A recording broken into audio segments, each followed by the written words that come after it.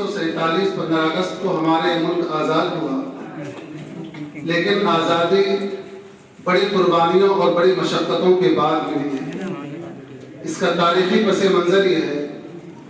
کہ سن 1601 کے اندر انگریزوں کا ایک قافلہ ہمارے اس ملک کے اندر تجارت کے اغراض و مقاصد کو بیان کر کے گجرات کے ضلع سورت کے بندرگاہ پر اترا۔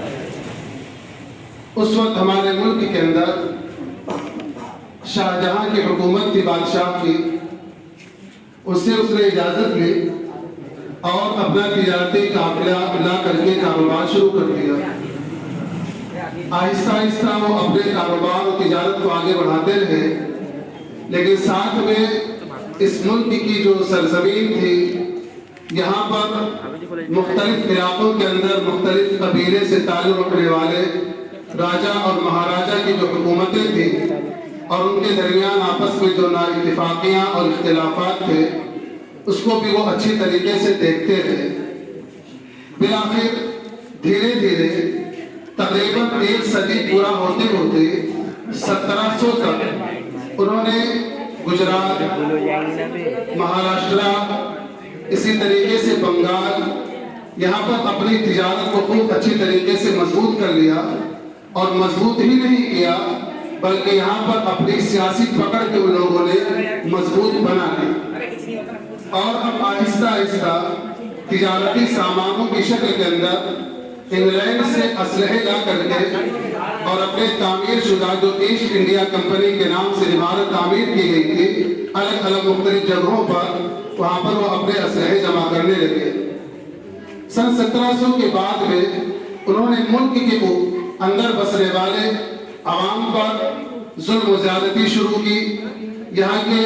راجہ اور مہاراجہ کے آپس کی چپکلش اور نااتفاقی کو دیکھ کر کے اس سے فائدہ اٹھانے کی کوشش کی۔ چنانچہ سب سے پہلے بنگال کے اندر نواب سراج الدولہ کے نانا نے انگریزوں کی مخالفت کی اور ان کے پیر کو روکنے کی کوشش کی۔ اسی تحریک اور اسی جنگ کو، اسی لڑائی کو نواب سراج الدولہ نے آگے بڑھائی، یہاں تک کہ 1757 کے اندر نواب سراج الدین دولہ یہ اپنے کچھ خاص ساتھیوں کی غداری کی بنا پر انگریزوں کے اس مشن کو روکنے کے اندر ناکام ہوئے، یعنی بظاہر شکست کھا گئے۔ اب انگریزوں کی ہمت کچھ اور آگے بڑھی اور انہوں نے آگے کا پلان اور منصوبہ جب سوچا تو ادھر کرناٹکا کے اندر میسور کا جو علاقہ تھا، وہاں کا مرد مجاہد ٹیپو سلطان شہید رحمۃ اللہ علیہ کے والد حیدر علی، انہوں نے انگریزوں سے پنجہ آزمائی کی اور اس کے بعد اسی تحریک اور اسی جہاد کو سلطان ٹیپو شہید رحمۃ اللہ علیہ نے آگے بڑھایا، اور ایک کے بعد دیگرے تقریباً 5 جنگیں سلطان ٹیپو شہید رحمۃ اللہ علیہ نے انگریزوں سے لڑی، اور 5ویں جنگ کے اندر اپنے ہی خاص وزیر کی غداری کے نتیجے کے اندر سن 1799 کے اندر سلطان ٹیپو شہید رحمۃ اللہ علیہ بھی شہید ہو گئے۔ یہ جو میں جلدی سے کہتے چلے جا رہا ہوں کہ ایک لمبی تحریک چلی اور انہوں نے آزادی کے لیے لڑائیاں لڑی، یہ اس تحریک کی قیادت کرنے والے بھی مسلمان حکمراں تھے، اور انگریزوں کے سے مقابلہ آرائی کرنے کے لیے بھی مسلمان فوجیں ہی آگے تھی۔ 1799 کے اندر سلطان ٹیپو شہید رحمۃ اللہ علیہ کی کیا حیثیت اور کیا وقار تھی، انگریزوں کے ایک جملے سے سمجھا جا سکتا ہے۔ حضرت سلطان ٹیپو شہید رحمۃ اللہ علیہ کی شہادت کے بعد میں انگریز فوج کے جنرل نے ان کی لاش کے پاس کھڑے ہو کر اعلان کیا تھا کہ آج سے ہندوستان ہمارا ہے، یعنی جب تک سلطان ٹیپو شہید رحمۃ اللہ علیہ موجود تھے اس وقت انگریزوں کو یہ ہمت نہیں ہو سکی تھی کہ ہندوستان کے تمام علاقوں کو اپنے ہونے کا دعویٰ کر سکتے تھے۔ سب سے بڑی رکاوٹ ان کے لیے سلطان ٹیپو شہید رحمۃ اللہ علیہ تھے، اور اس جملے کے مختلف معنی ہیں، لیکن میں کچھ تاریخ آپ کے سامنے سے کرنا چاہتا ہوں۔ 1799 کے اندر یہ شہید ہو گئے۔ اب اس کے بعد انگریزوں کا قافلہ آہستہ آہستہ دہلی کی طرف بڑھتا ہے اور پورے ملک کے اوپر اپنے پرچم کو لہرا دینے کی اور پورے ملک پر اپنے حکمرانی کا پلان بناتا ہے۔ یہاں اس وقت کے اندر دہلی کے اندر بہادر شاہ ظفر کی حکومت تھی، وہ بادشاہ تھے۔ انگریز 1803 کے اندر دہلی پر پہنچتے ہیں۔ بادشاہ سے کچھ بات چیت ہوتی ہے اور کچھ مصالحت کا فارمولہ طے ہوتا ہے، جس کے نتیجے کے اندر انگریزوں کی جانب سے اعلان کیا جاتا ہے خلق خدا کی، حکومت بادشاہ سلامت کا اور حکمرانی ایسٹ انڈیا کمپنی کی۔ یعنی کہنے کے لیے تو اب بادشاہ بہادر شاہ ظفر ہی ہوں گے، لیکن اب اس ملک کے اوپر وہ نظام چلے گا، وہ سسٹم، وہ قانون چلے گا جو ایسٹ انڈیا کمپنی کا بنایا ہوا ہوگا۔ اسی وقت کے اندر اس ملک کے اندر ایک عظیم تاریخ رکھنے والا خاندان شاہ ولی اللہ محدث دہلوی رحمۃ اللہ علیہ کے بڑے صاحبزادے حضرت شاہ عبدالعزیز رحمۃ اللہ علیہ نے جب انگریزوں کا قبضہ دیکھا اور ملک کے عوام پر یہ بعد دیگر ظلم و زیادتی اور تعدی کو دیکھا، تو اس وقت وہ تاریخی فتویٰ دیا کہ انگریزوں کی غلامی حکومت جب سے اس ملک کے اندر نافذ ہو گئی ہے، ہمارے یہ ملک دارالحرب بن چکا ہے، یہ غلام بن چکا ہے، اب یہاں کی رعایا اور عوام پر یہ لازم ہو چکا ہے، فرض ہو چکا ہے کہ اپنے وطن عزیز کی آزادی کے لیے اب ان سے برسر پیکار ہو جائے۔ شاہ عبدالعزیز رحمۃ اللہ علیہ کو اس فتوے کی پاداش کے اندر سخت سزائیں دی گئی۔ آپ کی جائیداد کو قرد کر لیا گیا، آپ کو زہر دیا گیا، آپ کو دہلی سے باہر نکال دیا گیا، آپ کے مسجد کے اوپر بلڈوزر چلا دیے گئے۔ یہ بہت ساری کارروائیاں، لیکن وہ مرد مجاہد جو دیکھنے کے اندر بظاہر ہلکی جسم و جسمانیت کا مالک تھا، وہ اپنے اس عزم اور ارادے سے اس وطن کو انگریز سامراج کے چنگل سے آزاد کرانے کے پلان و منصوبے سے ایک انچ بھی پیچھے نہیں ہٹتا ہے، بلکہ اس مشن کو اور مضبوط کرنے کے اندر لگا رہتا ہے۔ چنانچہ سب 1824 کے اندر حضرت شاہ عبدالعزیز محدث دہلوی رحمۃ اللہ علیہ اپنے خالق حقیقی سے جا ملے۔ ان کی اس تحریک کو ان کے عظیم شاگردوں میں سے خاص طور پر دو کا تذکرہ آتا ہے، شاہ اسماعیل شہید رحمۃ اللہ علیہ اور شاہ سید احمد بریلوی رحمۃ اللہ علیہ۔ ان دونوں نے اپنے استاذ کی آزادی کی لگائی ہوئی شنگاری کو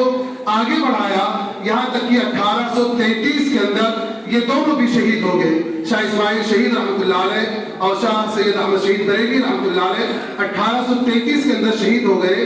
لیکن اس وقت کے اندر بظاہر تو یہ شہید ہو چکے تھے، لیکن اپنی تحریکوں کے ذریعے سے یہاں کے عوام اور خواص کے اندر جو ایک بیداری انہوں نے پیدا کر رکھی تھی، ان کے دنیا سے چلے جانے کے بعد بہار کا ایک مشہور شہر ہے پٹنہ، اس پٹنہ کو تاریخ کی کتابوں کے اندر عظیم آباد کے نام سے جانا جاتا ہے۔ اس کا ایک چھوٹا سا قصبہ تھا صادق پور، وہاں کے علماء نے اس تحریک کو آگے بڑھانے کی ذمہ داری لی۔ علماء صادق پور کے نام سے تاریخ بھری پڑی ہے، اس میں مولانا عنایت علی رحمۃ اللہ علیہ، مولانا ولایت علی رحمۃ اللہ علیہ، یہ دونوں سگے بھائی تھے۔ اس کی پاداش کے اندر ان کو سخت سزائیں دی گئی اور مختلف کارروائیاں کی گئی، یہاں تک کہ پورے صادق پور کو انگریزوں نے کرد کر لیا، یہاں کے باشندوں کو جلا وطن کر دیا۔ عید کے دن کے اندر یہاں کے باشندوں کو نکالا گیا، باہر کیا گیا۔ یہیں کے رہنے والے وہ بھی ہیں جن کا بھی بچے نے اپنے خطبے کے اندر تذکرہ کیا تھا، مولانا جعفر تھانیسی رحمۃ اللہ علیہ، مولانا یحییٰ رحمۃ اللہ علیہ، یہی صادق پور کے رہنے والے تھے۔ مولانا یحییٰ رحمۃ اللہ علیہ، مولانا جعفر تھانیسی رحمۃ اللہ علیہ، انہوں نے اپنے آپ کی جو تاریخ لکھی ہے، ایک واقعہ میں ذکر کرتا ہوں تاکہ آپ اس بات کا اندازہ لگائیں کہ کیسی عظیم قربانیاں دی۔ حضرت مولانا جعفر تھانیسی رحمۃ اللہ علیہ نے اپنی تاریخ کے اندر لکھا ہے کہ جب ہمیں جیل کے اندر لے جانے کے لیے طے کیا گیا تو اس وقت کے اندر ہمیں ایک ایسے ڈبے کے اندر بند کیا گیا جس میں ہم صحیح طریقے سے بیٹھ بھی نہیں سکتے تھے، اپنے پیر کو پھیلا بھی نہیں سکتے تھے، لمبا بھی نہیں کر سکتے تھے، جگہ جگہ وہ کانٹے کے آکوڑے لگے رہتے تھے۔ دن بھر ہمیں اس کے اندر کھڑا رکھا جاتا تھا اور رات کے اندر ہمیں ایک تاریک کمرے کے اندر منتقل کر دیا جاتا تھا جس میں ہمارے اوپر کوڑے برسائے جاتے تھے اور ہمارے اوپر مختلف قسم کی زیادتیاں کی جاتی تھی۔ وہ دن ہمارے لیے بڑی فرحت اور خوشی کا دن تھا جب انگریز جج نے ہمارے اپنے فیصلہ سنایا تھا کہ ان دونوں کو پھانسی کی سزا سنائی جاتی ہے اور ان کو پھانسی تختے دار پر لٹکا دیا جائے گا۔ وہ ہماری بڑی مسرت اور خوشی کا دن تھا۔ وہ خوشی ایسی تھی کہ ہمارے چہروں سے وہ خوشی نمایاں ہوئی، फिर अंग्रेज जज ने हमारी खुशी को देख करके अपने फांसी का प्लान भी बदल दिया और कहा मौलवियों जिस फांसी से तुम लोग खुश होते हो वो मौत भी तुम्हें नहीं दी जाएगी और तुम्हें वो सजा दी जाएगी कि हर दिन तुम्हें मौत की याद आएगी। ये मौला जाफर थानी से रहमतुल्लाह ने लिखा है, जिससे आप अंदाजा लगा सकते हैं किस बड़ी कुर्बानी के साथ हमारे इस मुल्क को हमारे अकाबिरीन ने आजाद कराया था। बिलाखिर ये तारीख आगे बढ़ती रही। 1833 के अंदर उलमाए सादेपुर के लोगों ने जब ये जिम्मेदारी निभाई, इसकी पादाश के अंदर उनको कुर्बानियां दी गई। अब उसके बाद 1857 की तारीख आती है।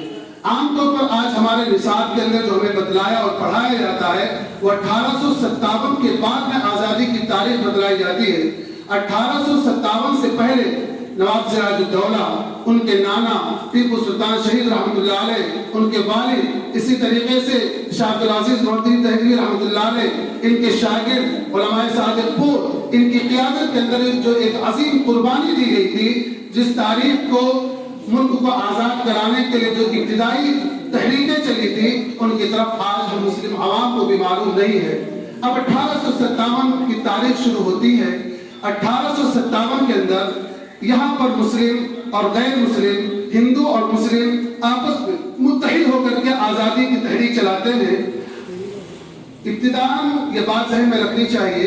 कि ये मेरठ के पास, मेरठ की जो छावनी है, इस छावनी के अंदर तकरीबन 100 के आसपास कुछ तादाद के अंदर कम ज्यादा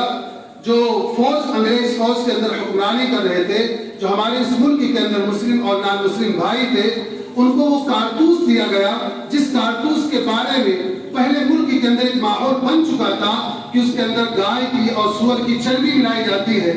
गाय की चर्बी हिंदू धर्म के मुताबिक वो इस्तेमाल नहीं कर सकते, सूअर की चर्बी मुसलमान इस्तेमाल नहीं कर सकता। उस कारतूस को खोलने के लिए कहा गया दांतों के जरिए से, तो उस सैकड़ों की तादाद के अंदर, 100 की तादाद के अंदर जो फौजी थे, उनमें से बहुत बड़ी तादाद में तकरीबन 85 या 86 की तादाद आती है कि उन्होंने अंग्रेजों के खिलाफ बगावत कर दी, जिसमें 49 फौजी मुसलमान थे और 36 फौजी हमारे इस मुल्क के अंदर रहने वाले दूसरे जात और बिरादरी और धर्म से ताल्लुक रखने वाले लोग थे, जिसकी पादाश के अंदर इनको 10 साल की सजा सुनाई गई। ये 10 साल की सजा सुनाना था कि अब मुल्क के अंदर एक अंग्रेजों के खिलाफ एक बगावत की लहर जो पहले कुछ दब करके चल रही थी, अब ये उभर करके सामने आ गई और ये आम तरीके से एक उमूमी वबा की शक्ल इख्तियार कर गई अंग्रेजों के मुखालफत के अंदर, जिसके हल के लिए अंग्रेजों ने ये नतीजा और ये शक्ल निकाली कि एक तरफ से उलमाए कराम को बेतहाशा शहीद किया गया। मौलवी की तारीफ उस वक्त के अंदर जो की गई, जिसके चेहरे पर दाढ़ी हो, लंबा सा कुर्ता हो, हर ऐसा आदमी मौलवी है, लिहाजा जहां कहीं ये मिले इनको फांसी पर तख्तेदार पर लटका दिया जाए। उस वक्त तकरीबन 5 लाख से ज्यादा जो सरकारी डाटा है उसके एतबार से 5 लाख लोगों को फांसी की सजा दे दी गई, तख्तेदार पर लटका दिया गया। ये अजीम कुर्बानी रही है हम मुसलमानों की और हमारे मुसलमान कायदीन की। जब ये सूरत हाल बन गई, उस वक्त के अंदर हमारे अकाबिर जो बच्चे गिने चुने तादाद के अंदर रह गए थे, उन्होंने अब अंग्रेजों का एक दूसरा रवैया देखा कि इन्होंने हमारे नौजवानों को शहीद कर दिया, बड़ों को कत्ल कर दिया। ये सारी चीजें की हमारी आवाम गुर्बत की जिंदगी गुजार रही है, इनके पास कोई जरिए माश नहीं है, कोई तालीम का सिस्टम नहीं है। अब अंग्रेजों की तरफ से हमारे दीन को छीनने के लिए दूसरा हमला किया गया कि वही बच्चे जिनके बाप को अंग्रेजों की मुखालफत में शहीद किया गया था, जिनके दादा, बड़े भाई, चचा, तायब्बू को अंग्रेजों की मुखालफत के अंदर शहीद किया गया था, अब ये उनके घरों के अंदर जाते हैं, उन बेवा औरतों से बात करते हैं, उन बच्चों का चंदा लेते हैं और कहते हैं अब इनको मुफ्त पढ़ाएंगे, मुफ्त खिलाएंगे, इनके दवा इलाज का लिहाज रखेंगे, आप इनको हमारे हवाले करें, ताकि अंग्रेज अब उन बच्चों को जिनके आबा अजदाद ने इनकी मुखालफत के अंदर अपनी जानों का नजराना पेश कर दिया, उनको अपना वफादार बना सके। जब ये सूरत हाल हमारे काबिल हजरत मौलाना नानूती रहमतुल्लाह अलैह और उनके रुफका ने जब देखा, तो इन्होंने बड़े तदब्बुर के साथ, गौर व फिक्र के साथ 1857 के ठीक 9 साल के बाद 1866 के अंदर दारुल उलूम देवबंद की बुनियाद रखी। देवबंद जो एक छोटा सा कस्बा था, उस मदरसे की बुनियाद रखी। अज़्म और इरादा ये था कि जो हमारे मुजाहिदीन दुनिया से چلے گئے ہیں جن کو بے تحاشا قتل کر دیا گیا ہے. اس فیکٹری کے اندر ایسے مجاہدین، ایسے محب وطن تیار کیے جائیں جو ہر آن اور ہر لمحہ اپنے وطن کی حفاظت کے لیے کمر بستہ رہے، جن کے ذہن و دماغ کے اندر شریعت کی محبت بھی بھرپور ہو، وطن کے ساتھ وفاداری بھی بھرپور ہو. اس عزم اور حوصلے کے ساتھ دارالعلوم دیوبند کی بنیاد رکھی گئی. چنانچہ تاریخ شاہد ہے کہ سب سے پہلے شاگرد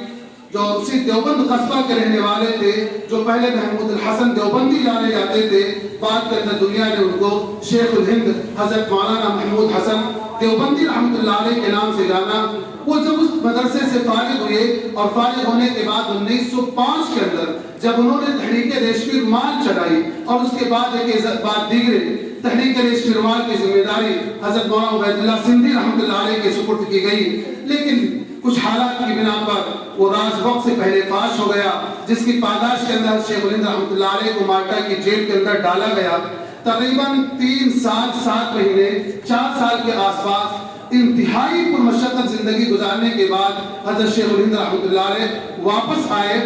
اور اس وقت بمبئی کے بندرگاہ پر حضرت شیخ الہند رحمۃ اللہ علیہ کے استقبال کے لیے ملک کے باشندے جب وہاں پر گئے تھے، انگریزوں کی جانب سے نمائندے کے طور پر سر عبدالرحیم یہ گئے ہوئے تھے انگریزوں کی طرف سے کچھ بات کرنے کے لیے. انہوں نے حضرت شیخ الہند رحمۃ اللہ علیہ سے یہ بات کہی کہ آپ دارالعلوم دیوبند کے ایک بہترین استاذ ہیں، آپ درس حدیث کے اندر بڑی مہارت رکھتے ہیں، آپ کے ذریعے مسلم عوام کو کتاب اللہ کے رسول صلی اللہ علیہ وسلم کی تعلیمات، اپنے اصلاح ظاہر اور باطن کا بہترین موقع رہتا ہے. آپ نے انگریزوں کے خلاف ایک تحریک چھیڑ رکھی ہے، آپ نے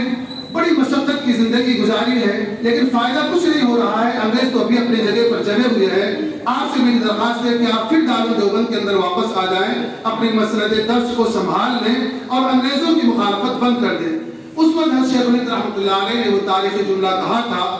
کہ اگرچہ میں بوڑھا ہو گیا ہوں، مالٹا کی سردیوں نے ہمارے بدن کے ایک ایک حصے کو پگھلا دیا ہے، میں چل پھر نہیں سکتا، لیکن میں اپنے شاگردوں سے کہوں گا کہ اس مجھ بوڑھے کو ایک چارپائی پر رکھیں اور جہاں تک مجھے لے کر جا سکتے ہو میری چارپائی کو لے کر جائیں. میں گاؤں در گاؤں، دیہات در دیہات پہنچوں گا اور اس بات کا اعلان کروں گا کہ انگریزوں کی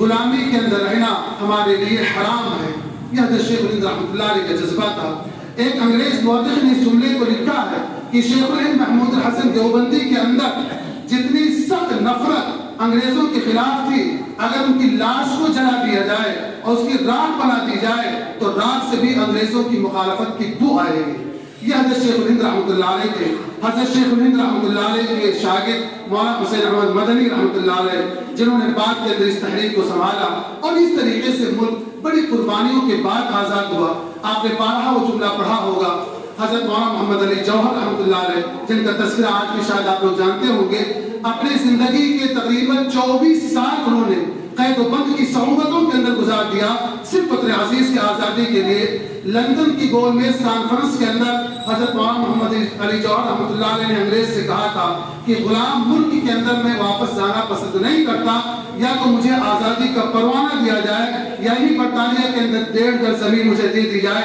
تاکہ میں یہیں پر دفن ہو جاؤں. لیکن اللہ نے ان کی قسمت کے اندر ارض فلسطین کو رکھا تھا، شہر قدس کو رکھا تھا. وہاں پر مولانا محمد علی جوہر رحمۃ اللہ علیہ کی تدفین عمل کے اندر آئی.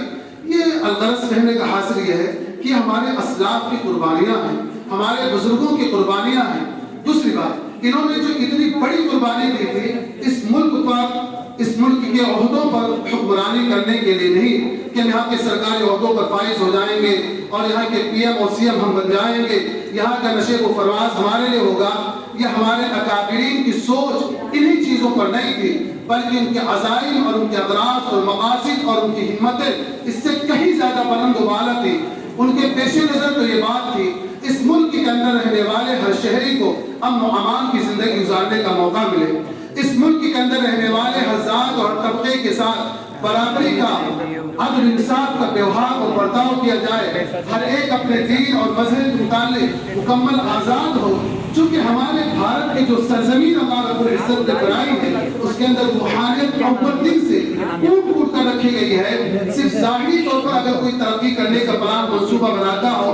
یہ ملک بہت زیادہ دنوں تک اس کو ہضم نہیں کرتا، بہت زیادہ دنوں تک یہ ملک اس کو برداشت نہیں کر سکتا. جن کے اندر دونوں چیزیں ہوں گی، ظاہری ترقی کے عزائم بھی ہو، اخلاقی قدروں کا لحاظ بھی ہو، جن کے ساتھ مخلوق کے روابط بھی اچھے ہو اور اپنے خالق اور مالک کے ساتھ اس کا تعلق بھی اچھا ہو، جس کا ظاہر بھی صاف ستھرا ہو، جس کا باطن بھی صاف ستھرا ہو، یعنی جو بظاہر دیکھنے کے اندر تو ایک انسان دکھائی پڑتا ہو لیکن اپنے اندرونی صلاحیتوں کی بنا پر فرشتوں کی صفوں کے اندر کھڑا رہتا ہو. جب یہ دونوں صفتوں کے لوگ یہاں پر ہوں گے، یہ ملک اس کو برداشت کرتا ہے، چونکہ اس کی مٹی کے اندر اللہ نے عدل و انصاف رکھا ہے، امن و امان رکھا ہے. ظلم و زیادتی کر کے یہاں کی عوام اور رعایا کو کچھ دنوں تک کچلا جا سکتا ہے، کچھ دنوں تک دبایا جا سکتا ہے، کچھ دنوں تک ان کو بیوقوف بنایا جا سکتا ہے، لمبے لمبے خواب دے کر کے ان کو دھوکہ تو دیا جا سکتا ہے، لیکن یہ چیزیں بہت زیادہ دنوں تک چلنے والی نہیں ہیں. عدل و انصاف، امن و امان یہاں کی مٹی کے اندر اللہ رب العزت نے رکھی ہے. اسی کو بڑھانے کے لیے ہمارے علماء نے قربانیاں دی تھی، ہمارے اکابرین نے قربانیاں دی تھی. آج جہاں پر ہمارے لیے یہ بڑی خوشی کا اور تاریخی دن ہے، وہیں پر ہمارے لیے لمحہ فکریہ بھی ہونا چاہیے کہ آیا ہمارے اکابرین اور بزرگوں کا جو ایک پلان، جو یہ مقصد اور جو یہ منزل تھی، کیا اپنے پائے تک بے کو پہنچ گئی؟ کہ یہاں پر ہر ذات و طبقے سے تعلق رکھنے والے لوگوں کو برابری کے حقوق مل گئے؟ کیا ہر ایک کو امن و امان کے ساتھ زندگی گزارنے کے اسباب فراہم ہو گئے؟ کیا ہر ایک کے ساتھ عدل و انصاف عام ہو گیا؟ کیا ہر ایک کو اپنے پسند کے مطابق اپنے مذہب چوائس کرنے کا حق مل گیا؟ یہ ساری چیزیں اس وقت قابل غور ہیں. اگر اس کے اندر کچھ کمی ہے تو ہمیں بھی اپنے اکابرین کا حوصلہ، اپنے بزرگوں کا حوصلہ، اپنے علماء کا حوصلہ اپنے دلوں کے اندر موجزن رکھنا ہوگا اور اپنے عوام تک اور اپنی رعایا تک، ملک کے ہر شہری تک، اس ملک کے اندر رہنے والے کسی بھی ذات پات سے تعلق رکھنے والے ہو، ہر ایک کے ساتھ اس حقیقت کو اور اپنی تاریخ کو بدلانا ہوگا. یہ در حقیقت آج کے ہمارے اس مجلس کا اور ہمارے اس محفل کا خلاصہ اور نچوڑ ہے. ہم اپنے اکابرین کی تاریخوں کو یاد رکھیں، اپنے حوصلوں کو بلند و بالا رکھیں اور اپنے عوام تک ان کی قربانیوں کو، ان کے ابراز اور مقاصد کو بیان کریں، ان کو بتلائیں. کیونکہ یہ تاریخی حقیقت ہے، جو قوم اپنے ماضی سے کٹ جاتی ہے، جو قوم اپنی پچھلی تاریخ کو بھلا دیتی ہے، اس کا مستقبل انتہائی عبرتناک بلکہ انتہائی تاریخ ہوا کرتا ہے. اس طرح پر ہمیں اپنے ماضی کو دیکھنا ہوگا، اپنے حال کو سدھارنا ہوگا اور اپنے مستقبل کے لیے بلند عزائم اور حوصلے اور ارادے رکھنے ہوں گے. انہیں چند کلمات کے ساتھ میں اپنی بات کو مکمل کرتا ہوں. وآخر دعوانا الحمدللہ رب العالمین. پھر آخر میں آپ سبھی حضرات کو آج 15 اگست کے یوم آزادی کی پرخلوص مبارکباد پیش کرتا ہوں.